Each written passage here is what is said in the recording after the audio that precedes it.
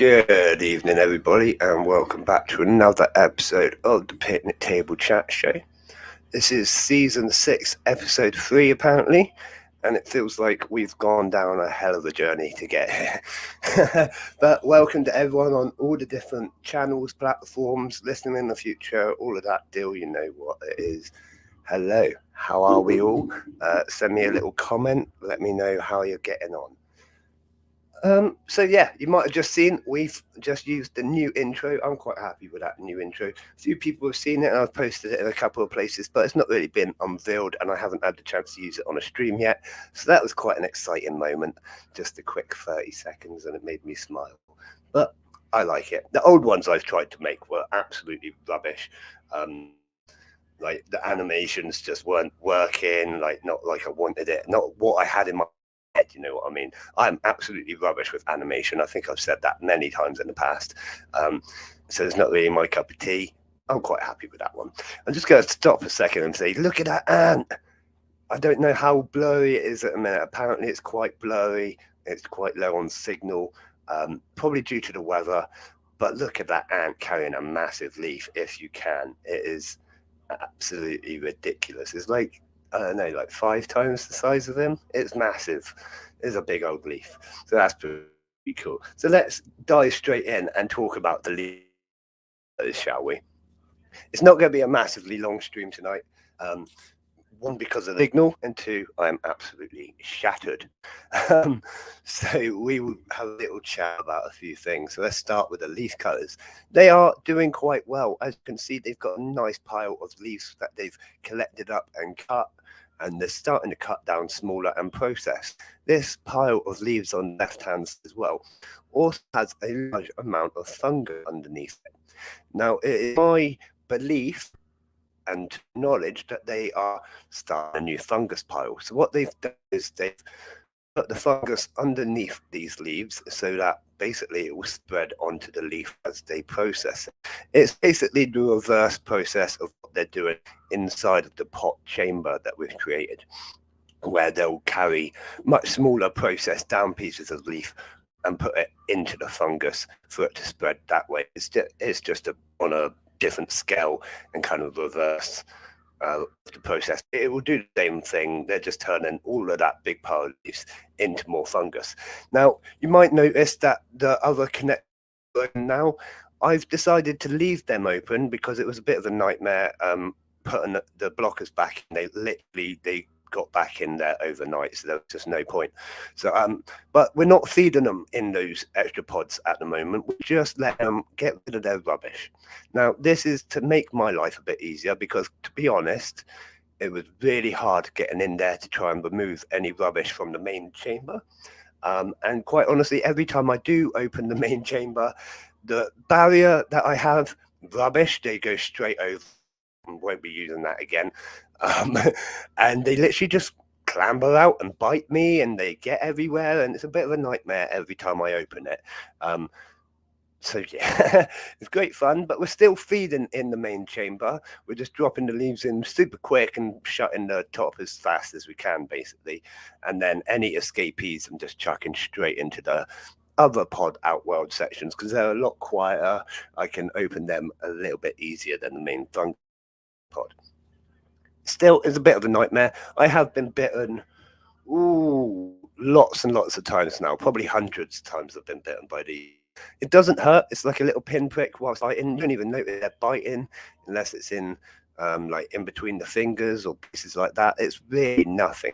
I would rather be bitten by 100 of these at the same time than stung by one European fire ant, Myrmica, and that is strictly because the fire ant, I find when they sting, it makes it really itchy and you're scratching it and it makes it worse, and generally it's annoying for a very long period of time. Whereas these, it's just a little bite, little pinprick. It's like, oh, there he is, and they've got such a hard exoskeleton. You can literally pick them up off you, ball them up and chuck them back in the outworld, and they're completely fine.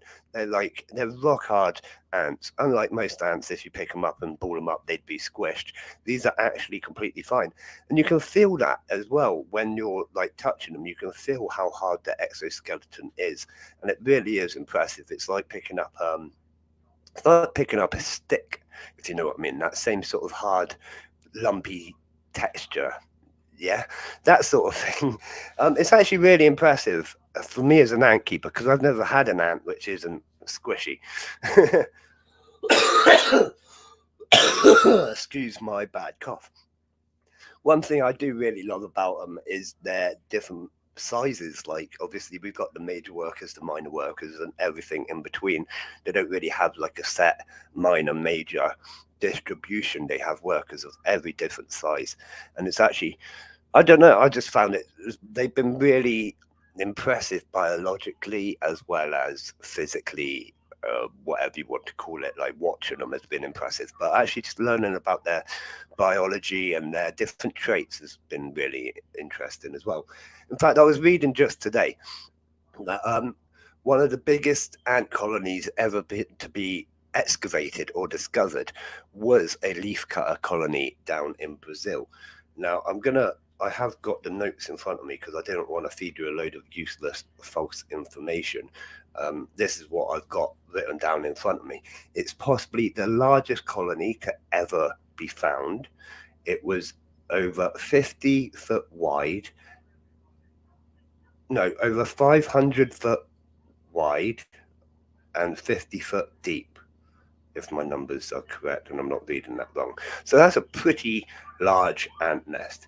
They had loads of different chambers, some for fungus, some of them and obviously brood chambers and so on and so forth. They have been deemed as the second most complex organism on the planet, just after the human race. Now, I thought that's pretty insane. Like to be compared to humans intelligence wise and like not intelligence, but the way we interact our complex society. I mean, ants are very complex, as we know, and they have very complex societies. But it's very interesting. I thought, kind of breathtaking, I think might be the word, to compare them to us in that sort of sense of bite. Yeah, they are a bit. But yeah, I found that super, super interesting. What they did was to excavate it, they filled it with concrete. Now, from what I was reading, they took a fair few tons of concrete, like 10 tons of concrete or something, that they poured into this nest, let it solidify, and then they dug around it so that they could have the structure of the leaf cutter colony as such, the nest.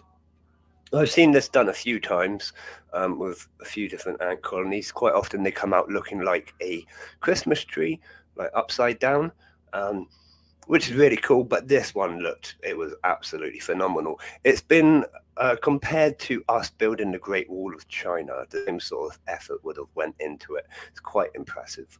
But yeah, I think leaf cutters in general, although they're most people's favorite ant, they're like a dream species for most people. They are actually well worth the investment and time and effort and everything if you are really into the study of ants, because they're so different compared to other things. I mean, it was only a few days ago that I said to another leaf cutter owner, have you actually seen the process of how the leaf turns into fungus?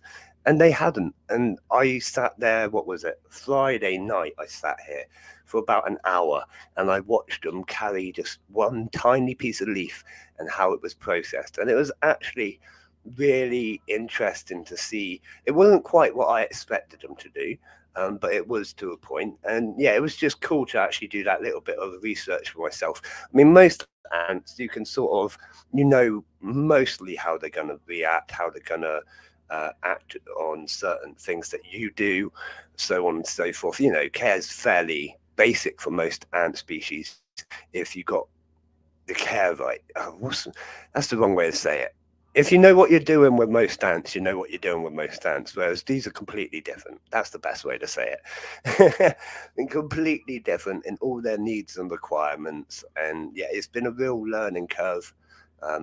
Me asking loads and loads of questions, which I haven't done for quite a while, to be honest. So it's been quite nice to have that again.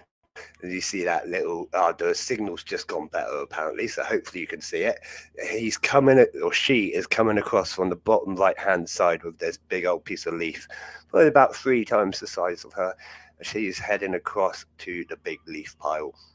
Now, it does bring to mind where she got this big leaf from, because that is the only pile of leaves, unless she's doing a circuit with it, which quite often they do as well. I mean, it could just be a following the pheromones, follow the leader sort of thing. But it is quite amusing when you see them just walk around with a leaf for like 10 minutes and then they actually go and do something with it. Like, you got lost. They never really get lost. They know exactly what they're doing, but sometimes I think they do kind of follow a trail and it goes a bit off course. But it usually comes back and ends up in the right place.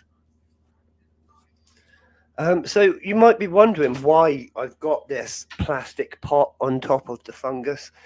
And I'm going to tell you, there's a cutout hole on the far right hand side, the side of the leaves. I will answer that in 1 second. There's a big cutout hole on that side next to the far tube, basically, so that they can come and go as they please. And as you can see, they are squeezing under it as well. It's just to create a microclimate, basically, because the fungus is still quite small. Having this smaller chamber contain it just lets them change the environment, control the conditions a little bit easier than the bigger chamber. Although it is set to the right temperature, right humidity, all of that, it just makes it a little bit easier for them to grow that fungus from the smaller stage. As it grows to a larger fungus, I'll put a larger pot on it, and eventually we'll take the pot off completely and just have it in the chamber. Now, this does beg the question of what about the fungus that's outside of the chamber? And I basically have said, well, I've done the best I can. The way it had all been spread out by the ants and the way they've moved it under the leaves as well, I've not been able to do that. But if you see in front of the chamber here where all the ants are stood, it's actually bare and there's no more fungus there. So they've actually moved it from that section to either in the pot or under the leaves now. So they are sort of collecting it together and keeping it healthy and fine and everything. But yeah, it's not all in the pot. Now you might be wondering why we're still feeding in the main fungus chamber if we've got the other pods open now. And that is because whilst the fungus is still small and they're still not quite dedicated to where they want to live, they might move. If those leaves, right, and this I've been told it's more likely if they're slightly damp still because of the wet humidity, so on and so forth. If you put those leaves into the pod chambers, there's a high likeliness they'll start moving the fungus like they have to this section. They'll move the fungus to the leaves so that it can spread faster. Now, that's not what we want. We want them nesting in the fungus chamber where I can keep a close eye on it and keep everything under the right conditions. So obviously I've not been feeding them in those other chambers. Now, this is all advice given to me by Ants Davey, not just Ants Davey. He has a WhatsApp group and a few other like avenues that you can ask questions on. It's actually been really helpful to have all those other connections, and a few other people I know obviously do keep leaf cutters as well. So I've been able to ask lots of questions to people all over the place. So yeah, like I say, it's all advice that I've been given basically. In fact, when you get your leaf cutter ants from Ants Davey, he sends it's not a care sheet, because the care sheet comes separate. It's just a little card and it says like first things you want to do with your ants basically, and just gives you a little rundown on all these little tips. And I've followed them to the T, because it's not the sort of ant colony you want to risk something going wrong with because you're not listening to the expert. So I don't know if he would refer to himself as an expert, but in my opinion, he knows a million times more than me in this ant species, so he is the expert, especially compared to me. Right, how long does it take them to get through a pile before you need to put new ones in? Now, that is a brilliant question. It all depends on the size of the pile. Now, generally, I'd say about 2 days. If I put in a pile of rose petals, like I did on the first day, they processed the whole pile on the first day. I put in a second pile on the second day, they processed the whole pile. And then I gave them some fresh leaves. It took about 2 days for them to process the first set of fresh leaves. And then I put some more in. These have been here for about 4 or 5 days now, but they are being processed right down. About 10 days-ish if it's bramble. That's how long it will last, but they processed it a lot faster than that. And that's when it's in water, which I'm not able to do when they're just leaves like this, because obviously I just can't. When I'm doing it in the fungus chamber, I will put like a pot of water, like I would do for my stick insects. I would put a pot of water, some sticks with the bramble attached to it, and they can do their own thing like that. But at the minute, I'm just doing little leaves, like clippings of leaves, if you know what I mean, just on about an inch of twig left on, maybe a couple of inches, you know what I mean. So it's not quite it won't be as fresh for so long, but they process it so fast it's not an issue. Now, I'll be honest, I meant to have got some fresh leaves from today. I haven't done it today, so it's on my list of first thing in the morning. But as you can see, they've still got a nice big pile there, so I'm not rushing out the door to get more as such. But no, it's not long. They do process them very fast. They tend to do a lot of the work at night, but they are obviously working all day, all night. I expect they don't actually do any more work at night. It just seems that way because I look at them before I go to bed, or I look at them when I wake up, and a lot's changed rather than the couple of hours or whatever between my daytime views. I suppose they want to get rid of them quickly before they mold up. That's not old. Yes, right. So I have seen a couple of, not the leaves, but the stick sections with a little bit of fuzz on them. And I was a little bit concerned. They got rid of one and they didn't get rid of the other. Um, but I'm waiting to see what kind of happens. I'm not sure if that's the start of the fungus forming. You know what I mean? I'm not quite sure how it looks as it begins, as it spreads onto the leaves, the sticks, the whatever they're putting on it. So it's, again, that's something I need to research more. I know what the fungus ball looks like, I know what growing fungus looks like, so on and so forth. But as it really just spreads onto the leaf, does it look like other molds? Or so, so there's still further research to be done on my behalf. There's a lot of things that, like, I went and done all the research beforehand, obviously, like I would do for any pet that I'm going to get. But there's a lot of things that have cropped up since that I've just been like, actually, I don't know that. They must be cold. They just don't want to. As cold to cold. They do. Yeah, there must be cold. They mold. They don't want us to mold. Yeah.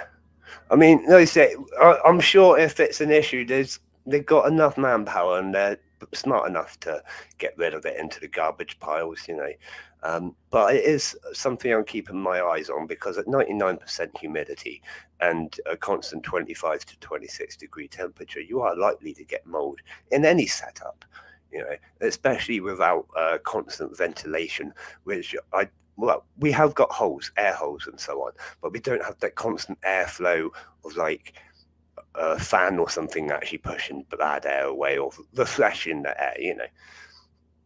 Your spelling. My spelling is awful, so don't worry about that. It's not even on a day-to-day basis. My spelling is just generally awful. We are not concerned about spelling.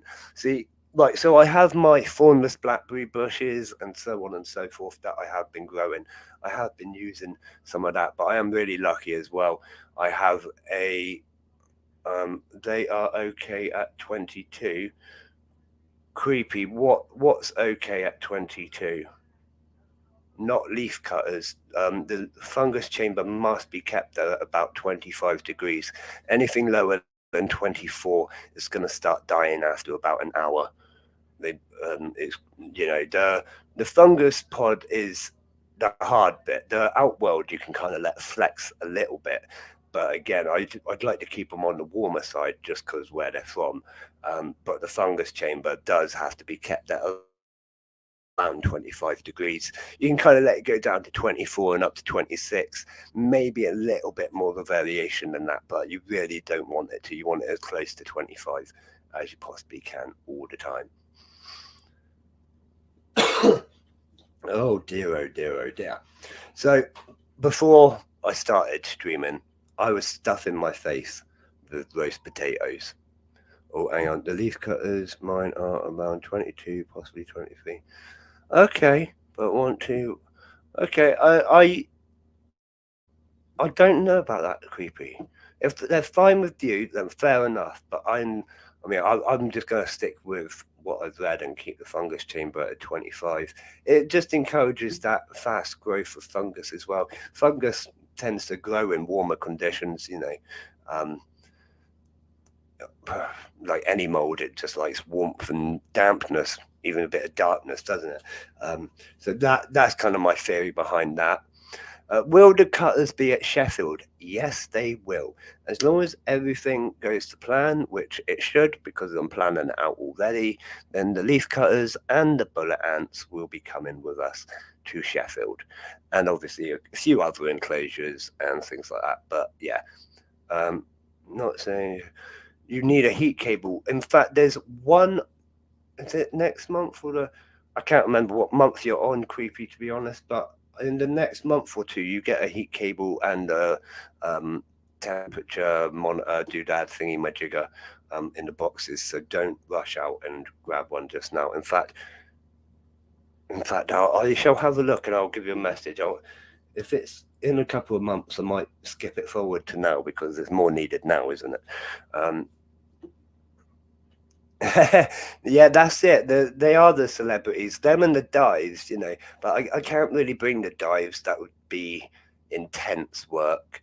Um, but I can definitely bring these. These have been set up in a way, or they will be. We're getting a thing built basically that we'll be able to pick them up in one solid thing. I won't have to touch or move the outworlds or the nest or the fungus.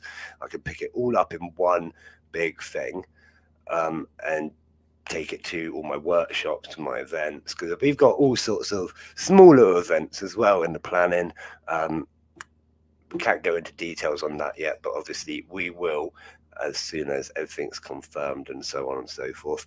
But there's going to be things all over the place. 100 dives, God, that would be, yeah, exactly. Yeah, Royal Mail is absolutely killing me. Um, I think particularly on the island this week, I think I've only seen the postman once the whole week, and that wasn't even him delivering mail. He was parking up somewhere. Like, we have a postman that lives nearby, so I have a feeling it was him and wasn't actually a delivery. But yeah, not been fun at all. Our Weymouth show is going to be absolutely amazing.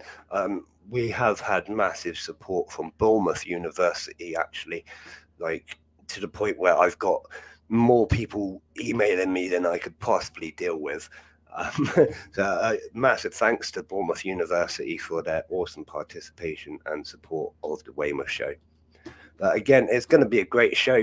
All the shows are going to be awesome, but the Weymouth one's just going to be slightly different. It's not just ants. There's going to be everything there from the Jurassic Coast, like different exhibitions. There's going to be people showing galleries and their discoveries. There is going to be some kind of fossil stuff that I'm not going to go into detail about, because obviously the Jurassic Coast is full of fossils, so it'd be silly not to have it there. There's going to be fish and stuff about seaweed. I know that might be a bit random, but again, seaweed is a massive part of our environment. And if you actually do research into seaweed and algae, they play a massive part in the supporting of biolife, basically. Without algae and stuff, also our sky would be a completely different color or no color at all. It was the algae and stuff which helped create the ozone layer when the Earth was being formed. So it's all very interesting stuff. Again, you'll learn much more at the Weymouth show if you come along. And to be fair, it's not even that far for you, Baz. It's like about an hour's trip, hour and a half trip in a car or something to come down to Weymouth. And as always, I say, come down anytime. You're welcome to come to the Ant Corner, have a look around, have a chat, and chill out for a bit, like anyone. Yeah, the Weymouth event's going to be spectacular. We're going to have loads of our, I've forgotten the word, enclosures. That's it. We're going to take loads of enclosures to the Weymouth one because it is so close. And luckily, I have a very good friend of mine who owns a move-in company, or not move-in, but like a van company, So he's going to be doing all the transportation of my ants for us on the day, and he's going to be absolutely spectacular. There's the same guy I used to help me move into this flat, so he knows what he's getting himself into, and he kind of knows what we're going to be dealing with. So it's not going to be too bad. We probably won't bring the dives because, again, that's just crazy, but we'll bring as many other enclosures as we can, because it's in the Weymouth area, so I'm going to be showing off as much of the ants and the rock stuff as I possibly can, rather than the other shows. The other shows are kind of hold back the ants and the rock stuff and concentrate more on Ant Exhibition UK, whereas this one is going to be me blowing my own horn, we could say. It is close. Like, I always forget where you live, Baz, but I know it the minute you say it. Don't say it on air because you're public, but I remember. I remember. It's not not that far. No, it's not that far from where I used to live. Actually, is it? Craziness. In fact, you probably went to the only school that's like within 100 miles or something. That's not that school. I don't know. Oh dear. So, in the coming weeks, we've got a few things. I'm going out during this week. The rain this week is going to be an absolute nightmare. It's not supposed to end raining until about Wednesday. It is horrible today. It's been raining, windy. We got like 40, 50 mile an hour winds, it's saying at the moment in front of me on my computer screen. So, that's not cool. Yeah, and it's cold.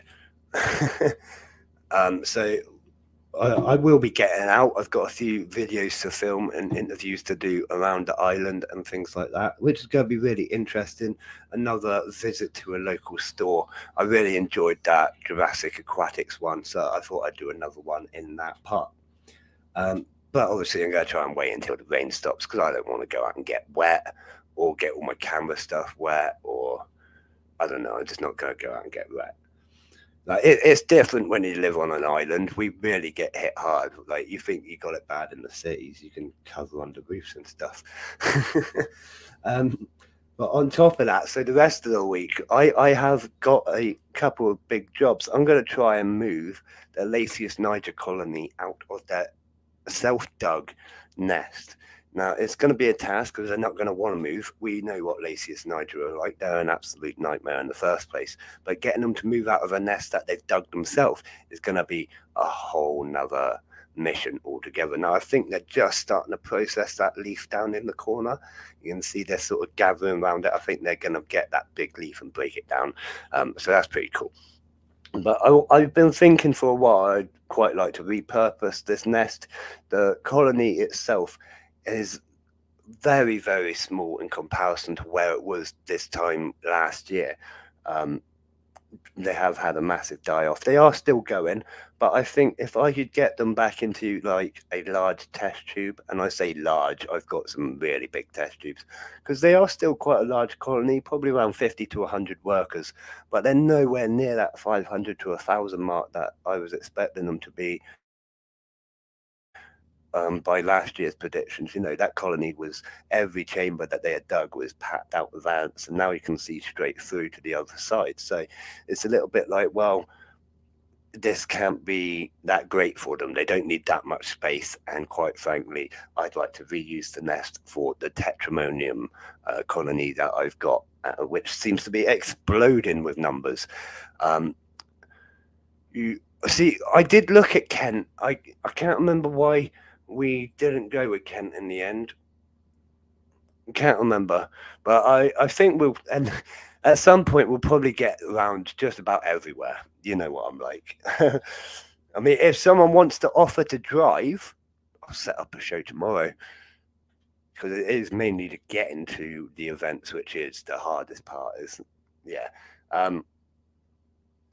But yeah, so my Tep Bs, I've put a because they were living in 2.5 quite packed out test tubes.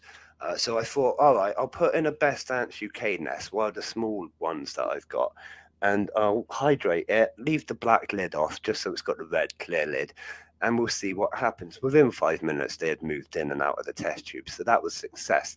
And they've taken up probably about 2/3 of the nest, which is about right for where you want them to be. You don't want to have over half of a nest empty because they'll just fill it with rubbish or they'll slow down. Whereas Tep Bs, I mean, they don't really slow down ever. And then getting them like 2/3 of the nest full straight away, that's kind of perfect, in my opinion.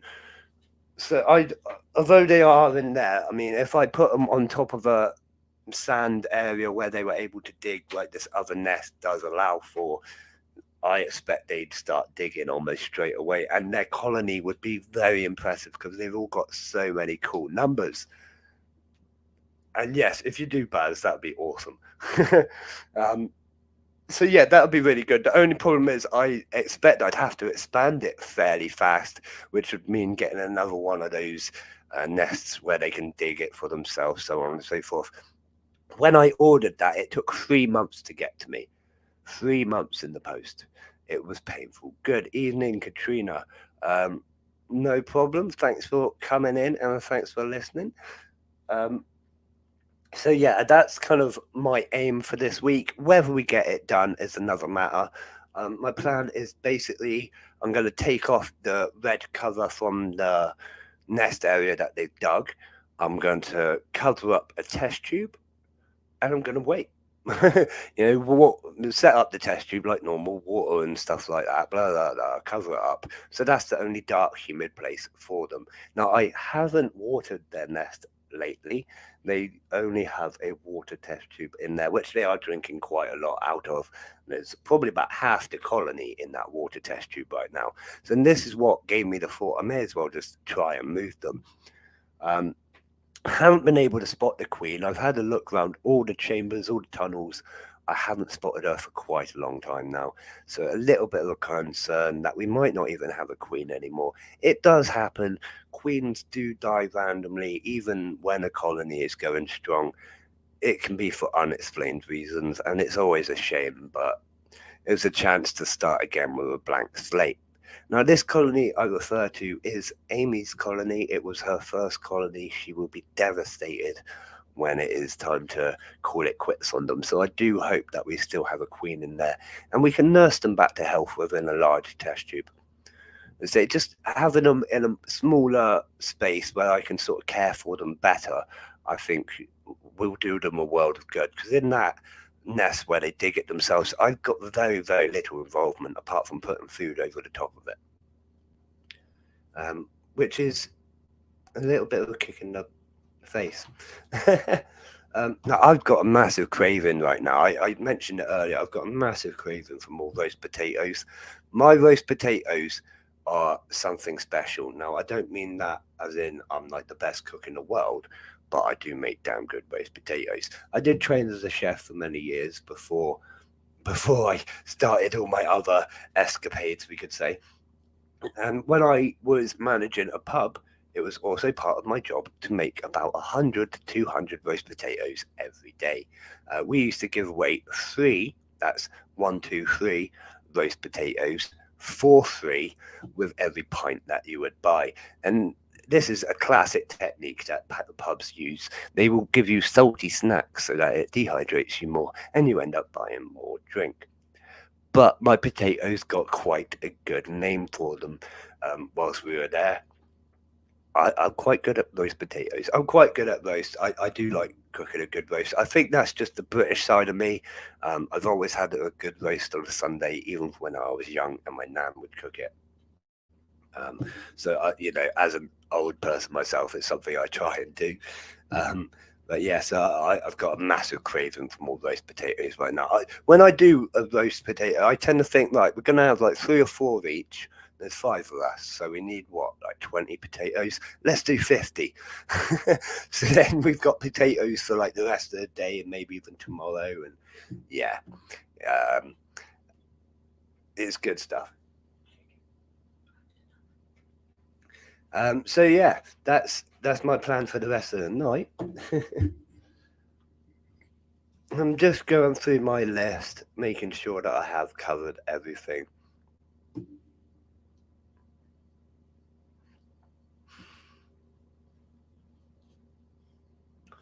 Looks like I have covered just about everything, apart from one other thing that I was going to discuss with you tonight. So if you've got any more further questions or comments, please send them in now. The bullet ants, I can tell you about them. They're doing quite well. They haven't seemed to be producing so many males at the minute, which is nice. It might have just been the period of the year rather than death of the gamma gate. But it is still obviously slightly a concern that we haven't got a nominated queen in there at the moment. It's not something we're ever going to know because they live in a natural formicarium where, again, they've dug their own chambers. We have no visual access to the chambers, so we don't know if there's any eggs or larvae in there or anything. But they still take a lot of protein. I gave them full waxworms just yesterday. Loads of work has come out, same as normal, same reaction. So I'm not desperately concerned about them, but there is still that itchy feeling in the back of my head that there might not be an active gamma gate producing further workers. I mean, we have still got a couple of males knocking about, don't get me wrong, but most of them have been eaten, I think. Some of them landed in the dive tank. That was quite interesting, actually, watching the dives fight with a couple of male bullet ants. The dives obviously won, but it was quite interesting, actually. In fact, there was one instance where I watched it with my neighbour because we were sat here and we were like, oh wow, that's happened. And we watched it, and the male bullet ant was like constantly trying to sting the dive and getting him, but the dive was just biting him in half basically. And in the end, another dive came and helped, and they did tear this male ant in half. Um, but it was quite interesting to see his stinger come out, and like he must have stung this dive good 50 or 60 times, and it literally did nothing. So I don't know whether because of their hard exoskeleton they weren't able to get the pincer in. Pincer is that's it's not the right word. The needle, whatever you want to call it. Yeah, it might have been because of the hard exoskeleton. It might just be that the um, what's the word? The chemicals we're going to go with, because I've forgotten the word. The chemicals inside of the bullet ant aren't that effective towards dives or potentially other ants. I don't know. I think it's something worth looking into, but it's not something I'm going to be doing, is putting bullet ant against dives regularly. You know, I'm not really into doing things like that. But if it happens naturally, like it did the other day with a male ant just flying his way into the tank, then there's not really a lot I can do. I'm definitely not reaching my hand in there to get to him, because every time I reach my hand inside the dive tank, I get bitten every single time. Um, and I've got to get in there soon and do a big cutback because all of the plants are starting to reach to the roof again. Absolute nightmare, because unlike every other time where I've just had to keep an eye out for a few odd ants and stick insects and so on, we actually have ants pretty much on every single plant, on every single leaf, and just everywhere these days. So I'm going to have to be extra careful. Whenever I do a cutback, I put the cutters in. I put the cut-ins into like a big pot sort of thing. I separate them for a day or so, watch for any movement or activity, and if there is anything that I've missed, obviously I'll find it before it goes into any of the other enclosures, because all my cut-ins I put into either isopod enclosures or somewhere. I make use of it all somewhere. It all gets recycled and used again. Nothing gets chucked out, obviously, because what would be the point in that? It all makes good fertilizer, and what would be a point in throwing it away? So yes, I did think that maybe the male ants aren't as good stingers as the females. I mean, we've had male ants flying around the bedroom, flying around the house pretty much since March, maybe a long time. We would have been stung. I'm sure one of us would have got stung at least once, and no one's noticed it. So maybe they are absolutely useless, apart from their main use. But it's hard to say. But I think that is a good theory, Baz, that the males might not be as efficient stinger-wise as the females. I mean, I don't know. I'll have to. I've got a couple of mates that are like ant biologists, where they actually go into like the autonomy. Is that the right word? The anatomy. That's it. The anatomy of the ant, not autonomy. They're more into the anatomy rather than the like keeping or behaviors. So it's something I can ask them and see if they know anything about. But again, I always like to save up a lot of these questions, the hard questions, for when I'm speaking to my the lecturers that are coming to the shows. Sheffield, we've got several pretty impressive people coming to give lectures about ants and so on. So it might be worth saving some of their questions for them. It is a weird one, isn't it? But I mean, if we didn't ask weird questions, we wouldn't get the answers to everything. Now, I think I am pretty much done for the night. It's been an absolutely spectacular stream again. Thank you all for signing on. I've really enjoyed telling you about my leaf cutters and a few other random bits.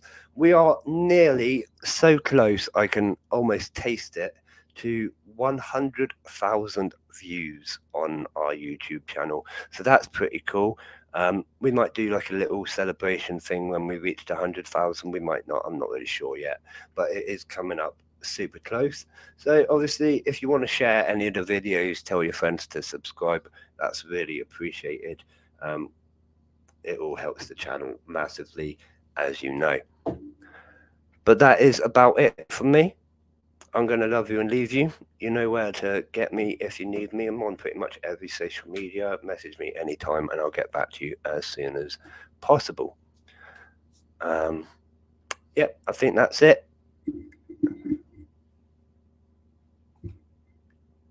Yeah, cool. So a massive thank you to our sponsors, Answer Us and Valhalla Martial Arts of Weymouth. Both absolutely amazing for sponsoring us, but not just for sponsoring us. They're both absolutely amazing anyways. You know, Answer Us, they're unmatched, quite frankly, on their and quality, I'd say. The ants I've always got from him have been amazing. They've always done exactly what they said on the tin. Can't fault Answer Us. And then Valhalla, absolutely spectacular. They've been breeding champions for many years and they will be for many years to come. They're going to have a show in Weymouth soon, so if you're from the local area, do please support the Valhalla Martial Arts show. I believe it's at the Pavilion. It's going to be a great night of MMA and a bit of great fun, really. So that is our sponsors. A massive thank you to our Patreon supporters as well. You know who you are. Katrina, Stacey and Jason, you're absolutely spectacular for your ongoing support towards us and what we do. But a massive thank you to everyone who views, watches and listens. You're all amazing. But I think that is about it. So as always from me, I'll see you again soon, Ant fans. Good night.